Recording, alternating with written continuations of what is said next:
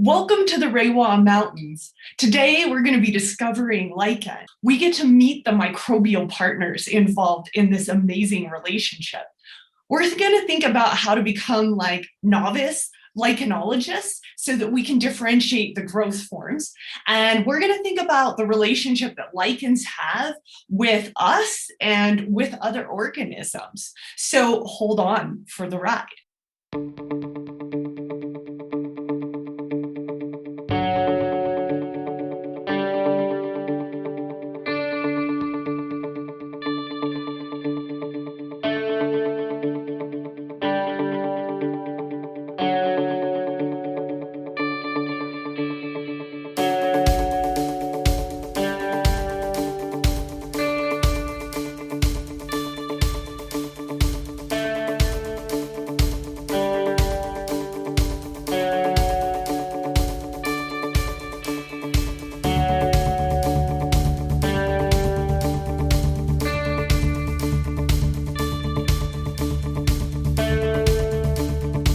A lichen is not a single organism. It is microorganisms in relationship with one another. The bulk of the lichen by biomass is fungal. So a fungus shares something in common with us. That is, its cells are eukaryotic. That means that they have a membrane-bound nucleus where the genetic material is stored, and that they have organelles. For example, mitochondria, the powerhouses of the cell. The fungus that is involved in a lichen is a particular type. It's called an ascomycete. Now, this fungus is in a relationship with photobionts or a photobiont. The type of photobiont can vary, and the types of relationships can vary a lot. The photobiont can be an algal cell. Algae, such as Chlorophyceae, so chlorophyta, are green algae. It's also eukaryotic. It has a membrane-bound nucleus, easy to see in this particular electron micrograph, and organellar structure. Here we're seeing the endoplasmic reticulum. But sometimes fungi in a lichen are in a relationship with an algal cell and a cyanobacterial cell, or they're in relationship with a cyanobacterium. Cyanobacteria are not eukaryotes. They don't have a membrane-bound nucleus, and they don't have true organelles.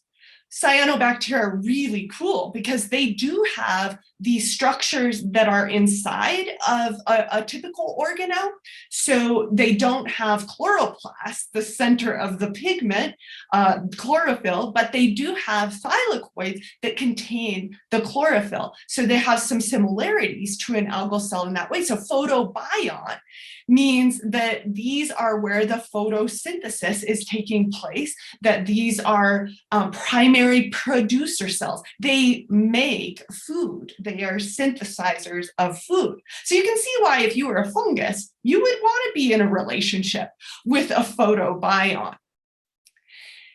Some have referred to lichen as fungi that have discovered agriculture. This is a quote from lichenologist Trevor Goward. Others have referred to lichen as Fred the fungus taking a lichen to Alice the algae. I think all of these oversimplify the relationships that we see in lichens. In fact, in actuality, these relationships can be deeply complex. Sometimes the relationship is between two organisms. Sometimes it's between more than two. Sometimes we see a fungus acting more like a mutualistic partner, that is love-love. Sometimes we could say that, in fact, it's more of a parasitizing, that is the fungus gradually devouring the photobiont. Sometimes we see one lichen infecting another lichen and being parasitic on it. The term cephalodia, when it's referring to lichen, means that you see a three-way association with a primary alga and a secondary cyanobacteria. And this can enable the partners to get what they need from the relationship, for example, fixed nitrogen. But what we can say overarchingly is that the whole is different than the sum of its parts. A fungus that is not found in a lichen looks completely different. So this ascomycete, not in a lichen, looks very different than it does when it's in the form of a lichen. And the same is true of the photobiont partner. So together they make something very new. And in this relationship, we can say that everyone gives a little, everyone gets a little, that maybe the fungus gives some light shield, some moisture, a habitat, a surface, if you will, and then that the photobiont gives fixed carbon. But what we can overarchingly see is these relationships are complicated and dynamic. They are also incredibly colorful. If we were to look at a lichen without pigment, it would be gray, but the fungus and the photobiont give color to this relationship. The melanin that is produced by fungus can give a brown pigment. The chlorophyll that is found in the chloroplasts or within the thylakoids of cyanobacteria is often a very beautiful green. So when moist, the brown melanin may mesh with the green chlorophyll, and we may see an olive color.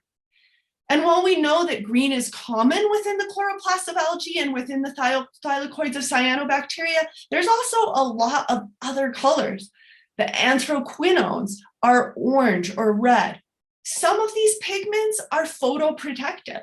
For example, bright yellow eusinic acid that's found within the fungus is effective against short wavelength UV. It's like the fungal shades, protecting from that harmful radiation. This pigmentation is yellow, the eusinic acid, and we're going to talk about it more. And xanthones are also another accessory pigment that are bright yellows. So together we see a rainbow of color. And certainly some of that color derives from the cyanobacteria or algophotobionts. And earlier we were looking at a colorless image. Because of the way that that electron micrograph picture was taken, it made it look colorless. But in fact, this bright pigmentation that is seen in the form of chlorophyll within algae and cyanobacteria.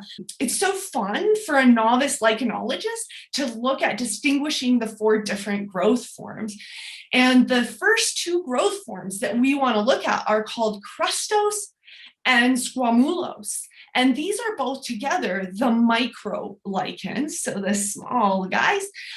This is a particular picture of a squamulos lichen, but additionally, we can look at crustos lichens, this very one in the Rewa Mountains. And they are named because they're crusty with cracks that sometimes may seal when wet. They often have a little fringe of fungus around them that is unlichenized. So this is something called the prothallus around the edges. But what's really cool is if you're going to study a crustos lichen, you have to take a bit of the underlying substrate, that is the rock in this case, in order to get it into a form that you can study. It's like inextricably linked with its substrate, the rock there.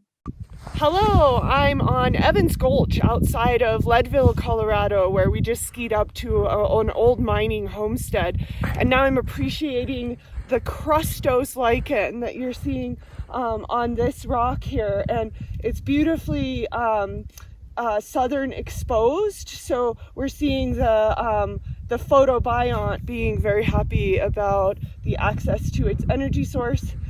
So a beautiful spot for crustos lichen. Let's look now at the macro lichens, the 2 growth forms, folios and Ferticos. The picture here was taken by Christy and I in the Zirkle Wilderness last year. Let's begin with Ferticos lichens. Ferticos lichens typically don't have a distinguishable upper and lower surface. Frequently, they have this sort of thread-like or hair-like structure. In fact, this particular lichen, called witch's hair, or its scientific name, Letharia sarmentosa, often grows in British Columbia. In fact, if you ever do a little kayaking on the Vancouver Island UNESCO site, you'll see quite a lot of this particular Ferticos lichen. It often attaches to its substrate in one or very few points, and really that's why that hair-like structure. Greetings, we're up in Snowy Range and I found a Ferticos lichen. So this lichen here, you can see it's got a more filamentous structure. This one looks to be Letharia volpina, which is also known as wolfbane. So it is a parasitic lichen, but kind of neat to see the balance of pigmentation right now, where you can see there's a little bit more of accessory pigmentation at this particular time of year. And I also want to introduce you to my kitty. This is Ripple. Ripple went skiing in the fat cat backpack. And folios lichen has a really overt upper and lower surface. You can like pick it up like a pancake looking at the upper and lower surface. And it's a very lobular sort of structure. Hello, we are on Blair Road. We've skied into this particular rock. It's a south-facing rock, and I want to be able to show you a folios lichen. So this is a particularly beautiful example where you can see the really distinguished undulate edges. And if we were to see a particular kind of folios lichen, we would see that it could look like a belly button into the earth, or it's sometimes called umbilicate. So if we could take this lichen and look at the ultrastructure of it, it would actually look like a layer cake. And the topmost layer is the upper cortex. Below that layer is where you actually see the photobiont. So that is to say the algal photosynthetic component of the lichen. Below that is what's called the medulla, and then finally the lower cortex. From there, you sometimes see a little rhizome, which is like a little, like the umbilical cord, right? That can attach onto the substrate. So the substrate is the rock, right? Here in this case. One thing that's really cool about the cortex of a lichen is that it produces particular cortical chemicals. And some of those, like eosinic acid, is actually inhibitory to other growth. So you might see places where a particular lichen is outcompeting other types of life, whether that be other types of microbial life, or whether that be maybe something like a small tree or a moss or something like that. So maybe up here you're starting to see some of that competitive stuff going on. So folios lichen, the belly button to the world, if you will, particularly when we think about umbilicate lichens. So we have actually brought with us a tiny microscope that we can use with the cell phone. So we're going to zoom in and take a little bit closer look.